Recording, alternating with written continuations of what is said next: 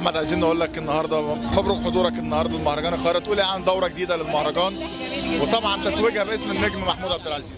طبعا موضوع محزن ان مهرجان زي ده بيقدمه بلدنا. مهرجان ليه اسم عالمي وزي ما انتم شايفين يعني حاجه تشرف. وطبعا محزن عشان استاذ محمود عبد العزيز كنا نتمنى ان هو يكون موجود معانا فعليا، بس هو موجود بروحه وهيفضل موجود طول العمر. خالد طبعا.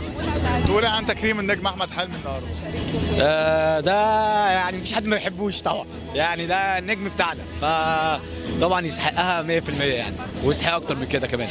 تحلم انك يجي يوم تتكرم زي احمد حلمي تبقى على المهرجان القاهره؟ حلم حي قد طبعا، حلم اي حد بيشتغل في حاجه انه يتم الاعتراف بيه يعني ويتم تكريمه طبعا، فيا رب باذن الله. يعني احمد عايزين نعرف ايه الجديد عندك الفتره اللي جايه؟ ان شاء الله فيلم الشيخ جاكسون مع الاستاذ عمرو السلامه.